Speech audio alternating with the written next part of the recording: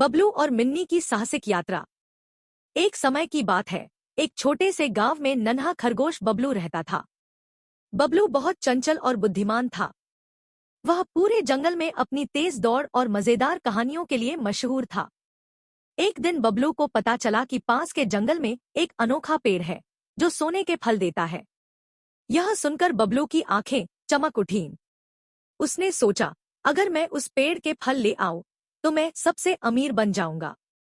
लेकिन उस पेड़ तक पहुंचने का रास्ता आसान नहीं था। जंगल घना था और वहां कई खतरनाक जानवर रहते थे।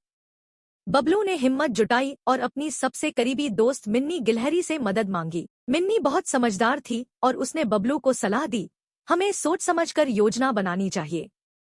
रास्ते में क्या क्या मुश्किलें आ सकती हैं, हमें उसका ध्यान रखना होगा। दोनों ने योजना बनाई और अगली सुबह सफर पर निकल पड़े।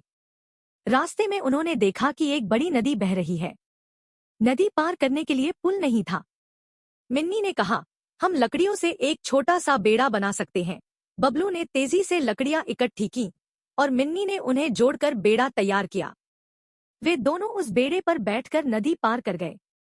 आगे चलकर उन्हें एक गुफा मिली जिसके पास एक बड़ा भालू सो रहा था। बबलू डर गया, लेकिन मिन्नी ने सुझाया, चुपचाप चलते हैं ताकि भालू न जागे।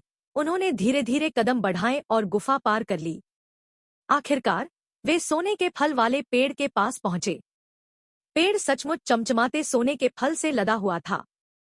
लेकिन पेड़ के नीचे एक चालाक लोमड़ी बैठी थी।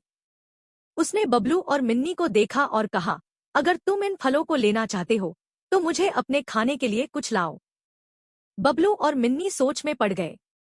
फिर मिन्नी ने कहा, हम तुम्हारे लिए पास की झील से ताजी मछलियां लेकर आते हैं। लोमड़ी मान गई।